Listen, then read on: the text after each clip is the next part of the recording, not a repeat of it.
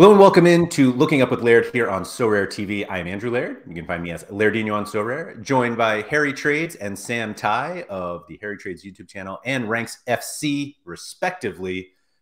Looking Up with Laird, the creator, I'll say you guys are really, well, I guess I created the list, but you guys have filled the list of the #1 Sorare data watch list.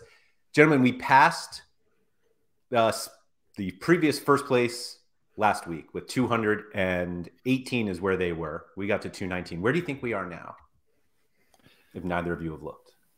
I've not looked. 224. 228. Wow. Pump it. 243. Woo! That's insane. Absolutely crushing the competition that does not know they are competing with us. It is a one-horse race. Fortunately, we are not losing. We are going to run away with this. I'm assuming we're the only ones. Let's see. None of these. Oh, one of these has actually been updated in 2023. So there's that. But yeah, we're cruising. We're going to add 4 more names to the list today. I think we're actually got a little bit. Is it confirmed that we went full under 23 this week? That's really Sam. Sam, did you go U23? Yeah. You don't need to I did, yeah. It wasn't by design, but I have picked 2 under 23 players.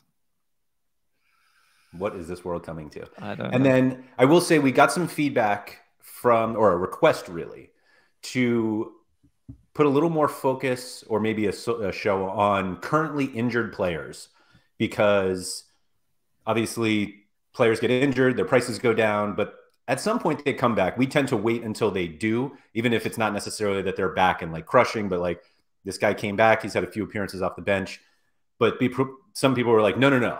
I want guys who are like still not even training. I want the guys who are really hurt. They came out of surgery yesterday. Exactly. The picture of them in the hospital bed like this. Those are the guys we're going to focus on this week.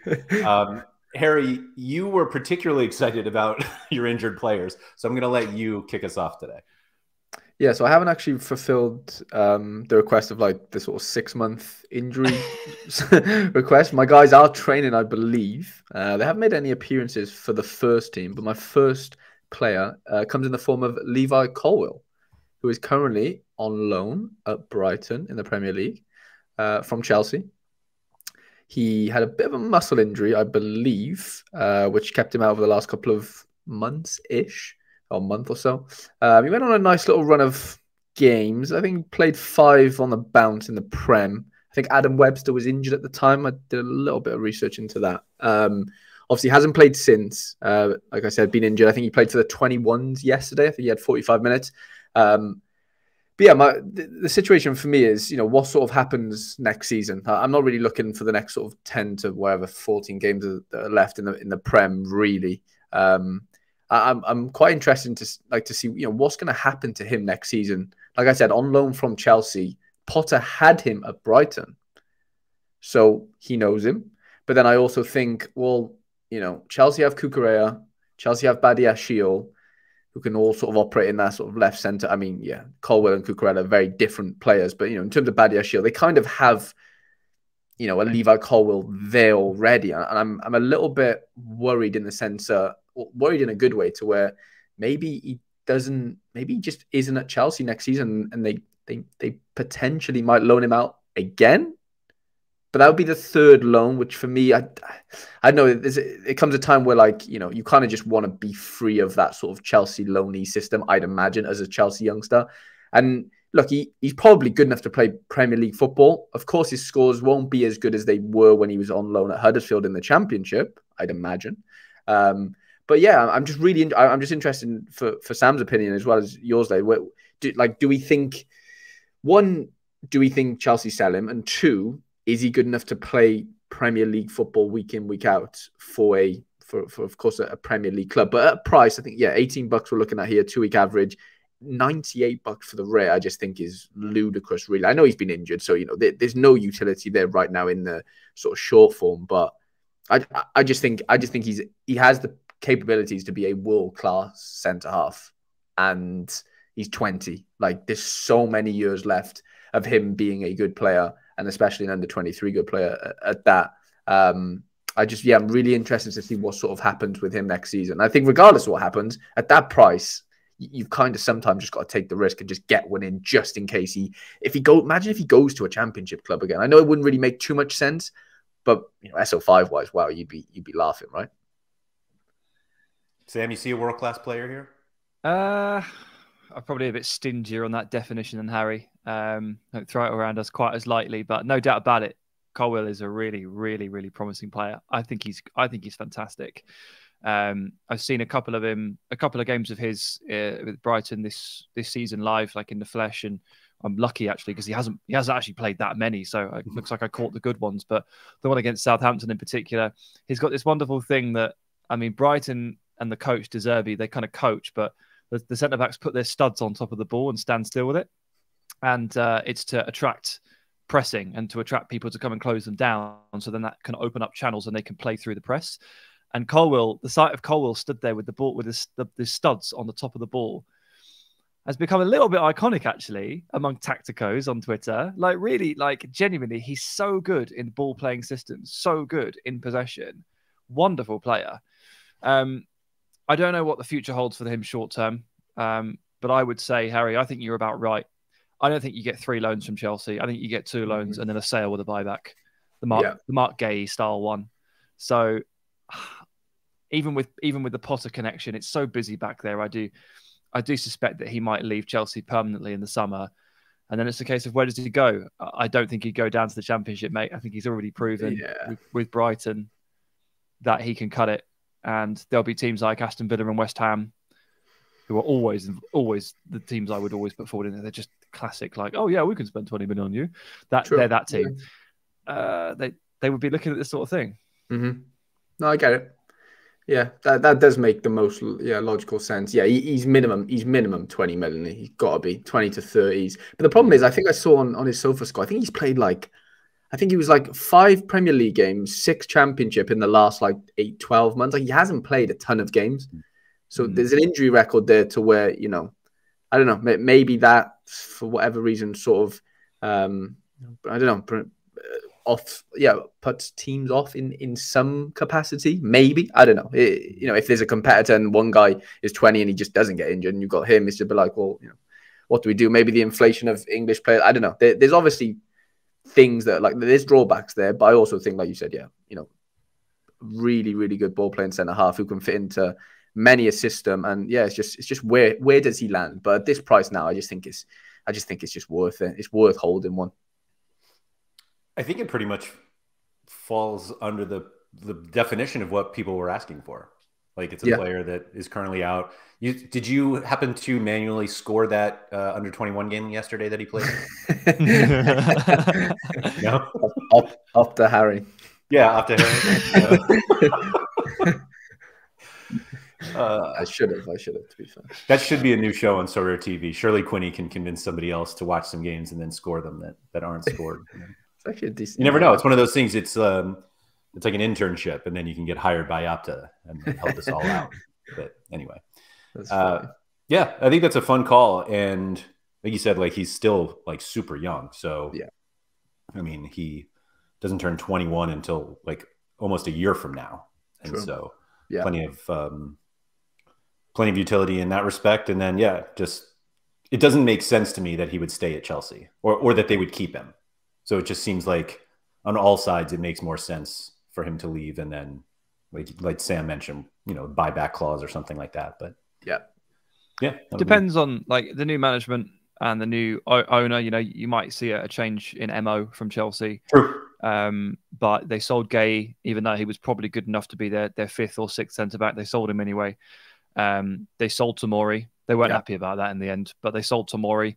So given the binge of centre back purchases that they've done over the last 7 months, in literally 3 of them, you have to really wonder if Colwell, he's probably going to follow in their footsteps, isn't he?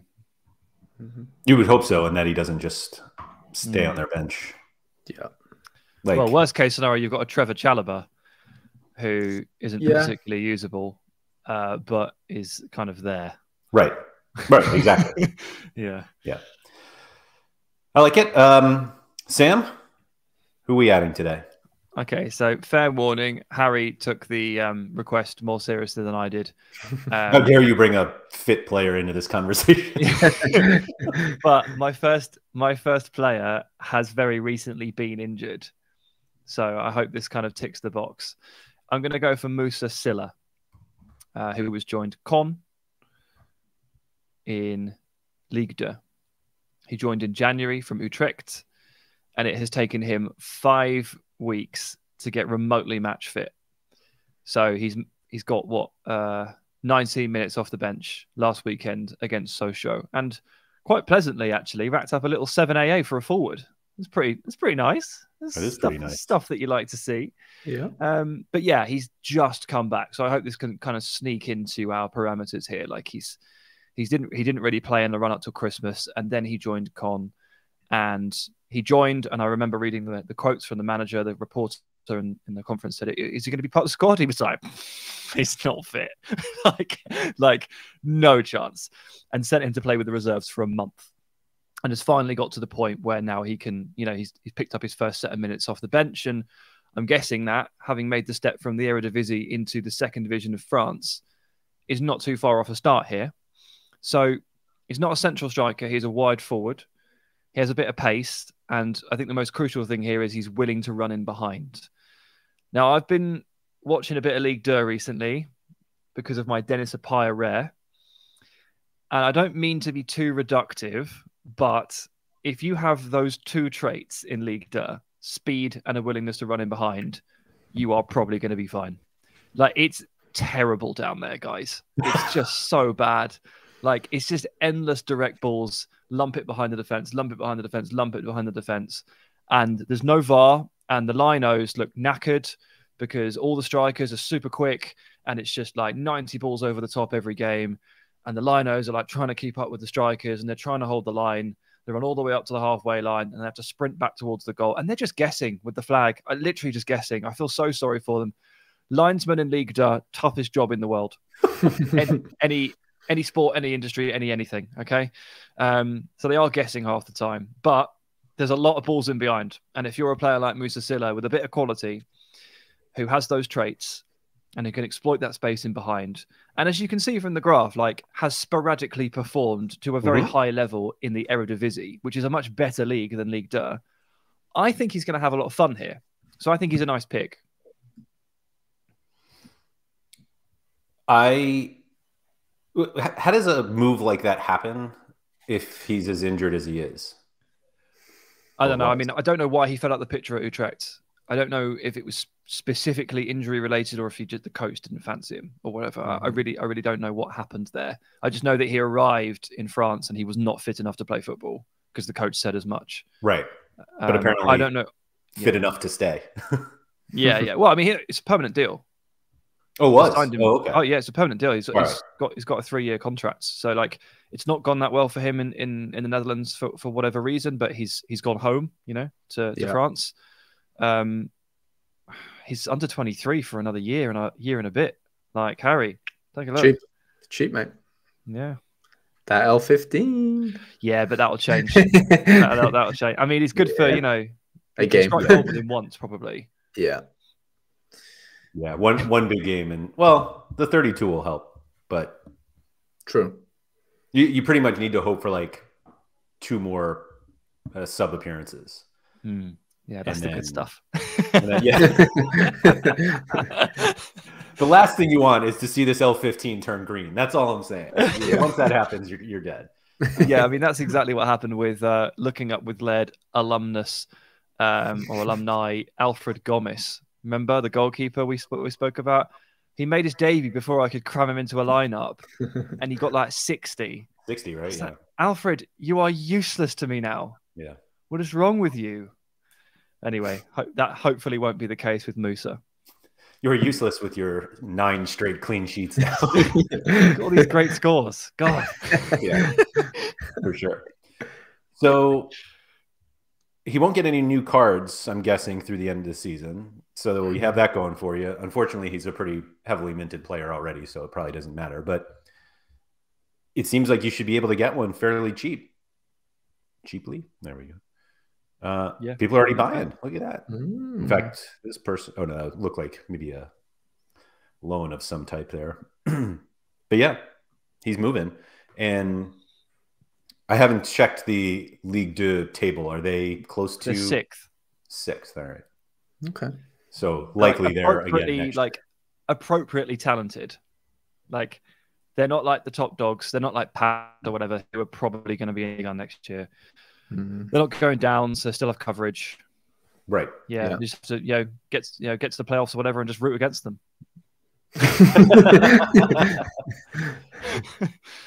Yeah. No, I think that makes sense. And I think he still qualifies as like a player that we should be talking about because like we have seen a bit of a price rise with the limiteds, but nothing considerable. I mean, it's basically the same as it was a month ago in the rares. That floor doesn't seem like it'll probably be the selling point. So I think the price to get in is still pretty easy. And then whoever's trying to sell this super rare is obviously just hoping somebody makes a mistake. Oh, two of them. But 0.13 sold yesterday. Okay. Oh. And it wasn't Sam. Yeah, that's a smart cookie right there. Logic 77. Well done. Well done. Yeah, that's a fun one certainly to hold on to because even just one of those things that if he does start playing well, you can probably flip it for a profit at some point if he does end up just playing regularly. Because like just playing regularly is enough to get like his averages up. And we all know that's all anybody cares about. Yes. Just the averages. Mr. Trades, who's your second choice today? Second player for today is Luca Oyen, who plays for Genk in sure does. The Jupiler League. Midfielder, 19 years old, as we can see, under 23 until 2027. Been out with an ACL injury for the majority of this season, unfortunately. I think it happened a couple games into... It was early. It was really early, wasn't it? A couple games in. Been around the block for a little while. If you go to all scores, I think he made his debut fairly young. Well, yeah, really young, really. If we're looking at, what's that, game week 88? Mm-hmm. That was a long old time ago. Yeah, so you'd have been about 16, 17 maybe. But yeah, highly touted in the Belgium sort of setups. Obviously, we can see £16 for a limited, $200 for a rare. Doesn't seem ridiculously cheap, to be fair. Pretty highly minted, I would say, as well. But a really, really talented player who I can honestly see being involved quite heavily next season. We'd have to assume that a Mike Trezor moves on, right? He's had an unbelievable season. I'm seeing just like a random Twitter accounts that shouldn't even be covering Belgium league, sort of talking about the amount of assists he's got and blah, blah, blah, right? So I can't really see a world where he doesn't move on. The good thing about Oyen is he's quite versatile. I think if you look at his SO5 scores, it says he's played like forward. I think he's suited to a number 10 role, if I'm honest. He's quite similar to Yari Vasharin, I would say. Similar sort of setup, build-wise. Nippy, can beat a man, really, really technical, and can sort of score goals and get assists. And I think this type of sort of profile seems to do well in Belgium. And yeah, you've basically got yourself sort of a free hit on a player that's now back from injuries, definitely training and stuff. Look, this season's probably too early for him in terms of like, giving you and returning you, really dark green scores and sort of helping you win cards, I imagine. But I think he will get some sub appearances. But I do see there being spots in this Genk team opening up next season. They also, if we sort of assume that they win the league, let's just assume that for now, there will be midweek utility potentially. Or definitely, I guess, if they win it next season, which is big. I also think he's better than the number 10 that plays there now, that El Kanous kid who's like 18, 19. I don't really particularly rate him. Doesn't really like set the world alight at all for Genk. So I think there's definitely spots there. Like I said, Trezor, El Kanous, even Painter might move on. He's had a good season. You just don't know. That sort of front three. We saw Paul leave and they haven't really replaced him. They've obviously got Samata, isn't it? Who's doing his best and whatever. But yeah, I mean, he's, like I said, he's been around for a little while. I think he's set to have a really good season next year if all's gone well with his sort of ACL injury. And yeah, I wouldn't say the rare's like ridiculously like stinking cheap. but you know, there's definitely movement in that. You know, if he becomes a, and I did actually I had a little look on SofaScore. So sorry to plug them again, but I'm sure in his heat maps before Trezor was playing, there was a couple of set pieces involved in there. Yeah, a couple. Yeah.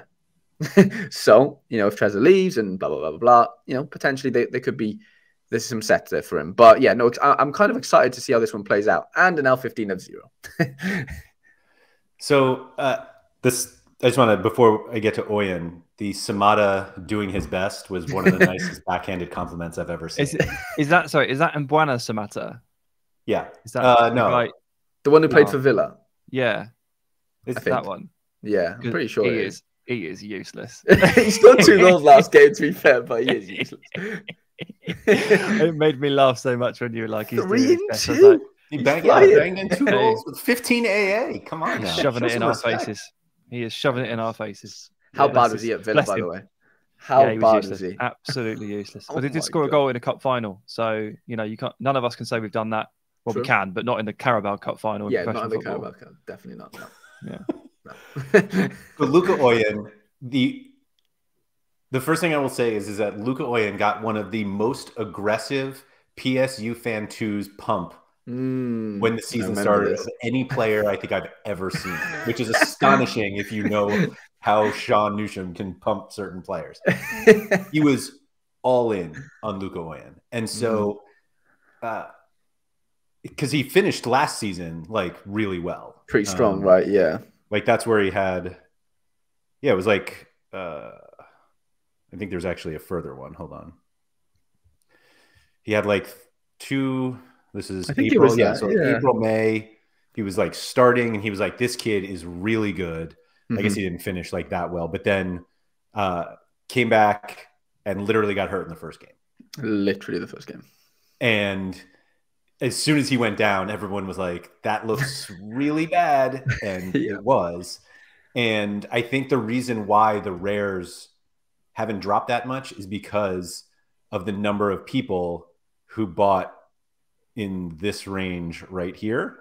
That went up and they were like, I may as well just hold him because he's so young that selling a 19-year-old kid off of I mean, it's a fairly serious injury. We know that, but like, we also have seen players return from injuries like that. I mean, Florian Wirtz is doing it right now. And while the price dropped, like it never got back to like basically nothing. Like you were not going to just get those for nothing.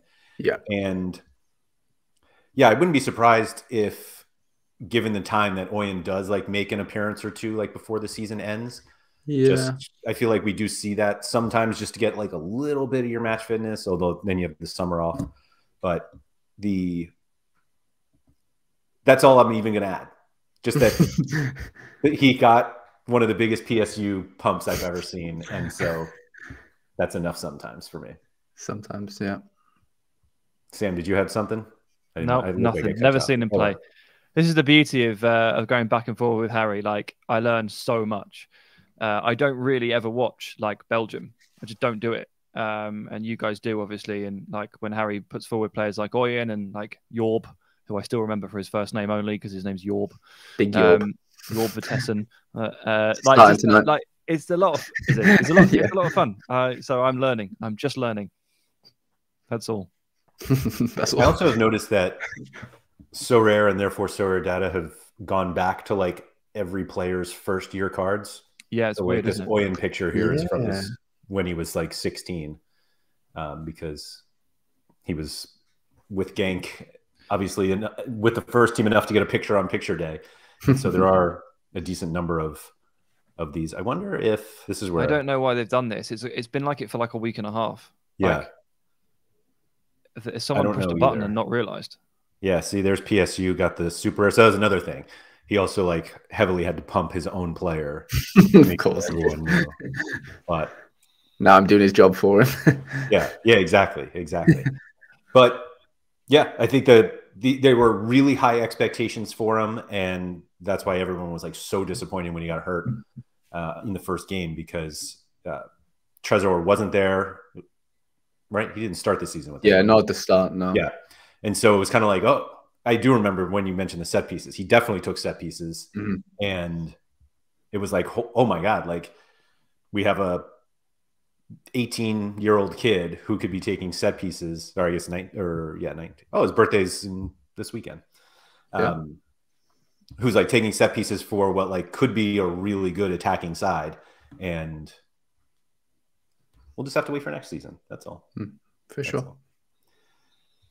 So, Sam, since you don't always follow the rules completely, why don't you finish us off here? This guy's not injured at all. He's the opposite of injured. We're going with Arthur Okonkwoy, goalkeeper at Sturm Gratz at the moment. I feel like I'm the only one that ever does goalkeepers. Harry, what's happening? Yeah, I don't like third goalkeeper. I don't like touching under 23 keepers. Like, it's not something that I really like. I like playing it safe. Part of the game? Yeah, they're the worst part ever. Definitely, yeah, but it's a part of the game that you prioritize the most, mate. So it is, but I try and stay out of like the shenanigans, if that makes sense. Okay, as much as I can. Well, let's get right into some shenanigans right now, shall we?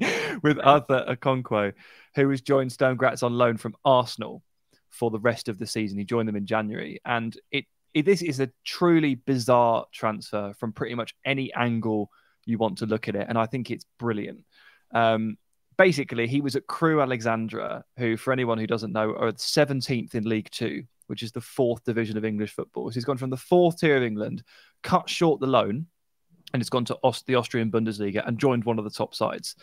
Now, when you cancel a loan mid-season, it's typically because the player isn't playing enough football, so the parent club aren't happy. In this scenario, the parent club decided that Arthur Okonkwoy wasn't being tested enough and wasn't playing against good enough players, and they wanted to increase his difficulty level. So they called him back and sent him to Austria.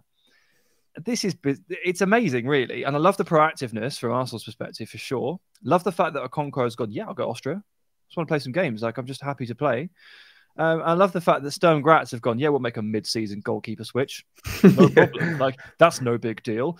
And the guy he's pushed out is Jörg Siebenhandel, who is 33-year-old veteran, has been Sturm Gratz's #1 for like 5 years. Wow. And I think a lot of people owned him. Like, a lot of people were counting on his rare. And then suddenly Okonkwoy just turns up right at the beginning of January, and it becomes very clear very quickly that he will be the starting goalkeeper once the Austrian League returns. And bang, that's incredible. It's happened immediately. It's a bit much, actually. Like, if I was a Siebenhandel owner, I'd have been so upset. Yeah. So upset, honestly. So yeah, he's got 4 games under his belt, couple clean sheets, one pretty busy one in was that a 2-1 win over Hartberg there.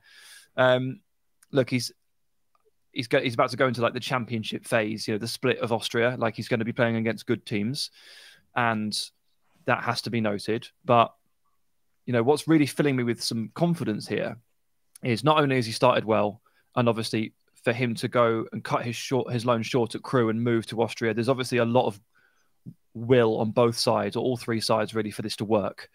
Siebenhandel's contract expires in the summer, so he is now basically just going. And there have been a couple of reports recently to say that Sturm Gratz and Arsenal will be meeting during the international break this month to discuss making this loan all of next season as well. Wow. So I'm like, okay, so you play for Sturm Gratz, 2nd in Austria. You have potentially got a 1.5-year loan.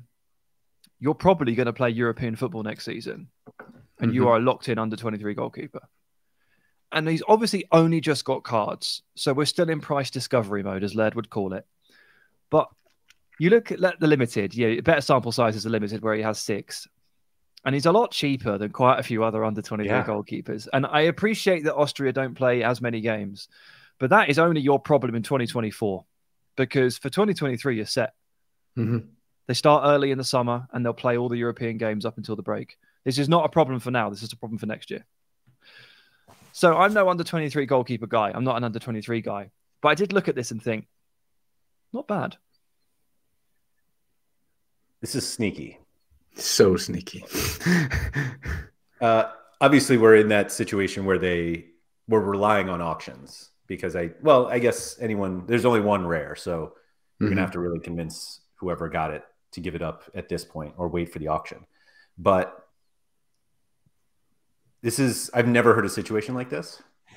And particularly when a player has like so few cards, but it seems like a situation, obviously there's some enhanced risk that he doesn't go back after this season.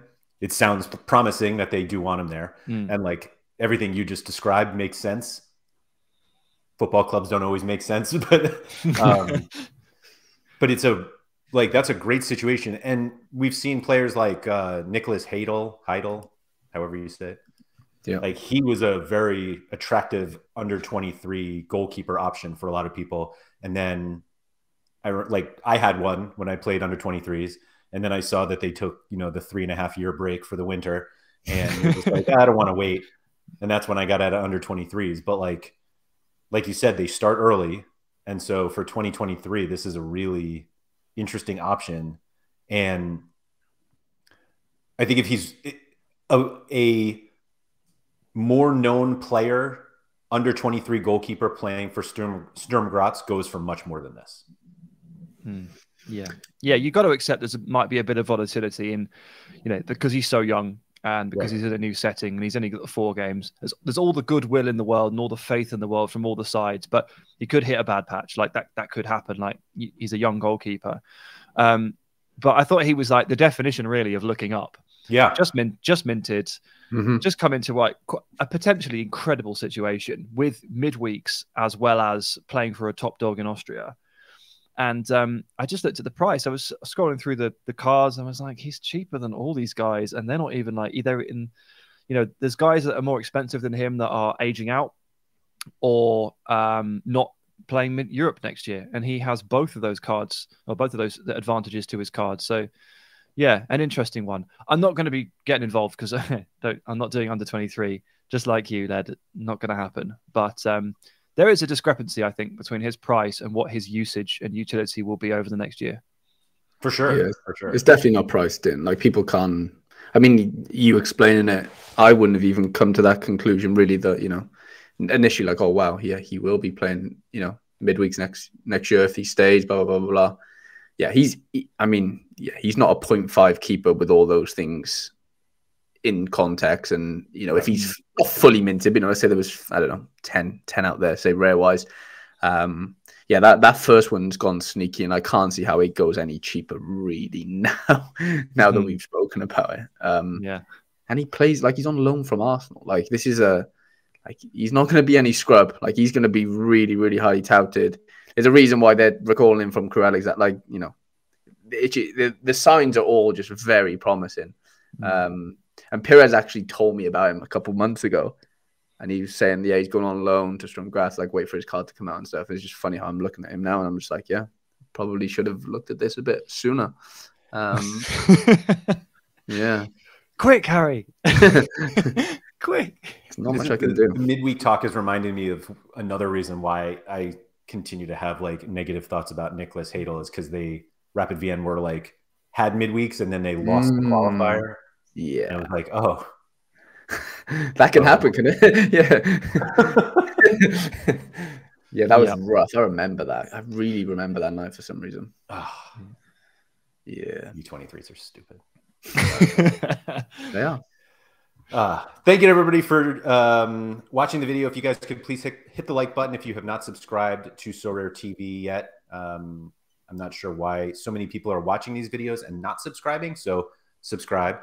You can also like that watch list that we had up on the screen. That gets updated, obviously, as we record. We do not record this live yet, but so you'll get the names before they go out to the the masses, as all those 264 people who have subscribed are getting this before you if you haven't subscribed to that watch list. So definitely do that. We'll be back next week where we have 4 more names. Maybe we'll pick some forfeit guys. You never know. We'll see what the people want next week. But Might go the other way. 4 retired guys. Oh, how about that? How about that? No utility. Yeah. Thank you for joining us, and we'll see you next week.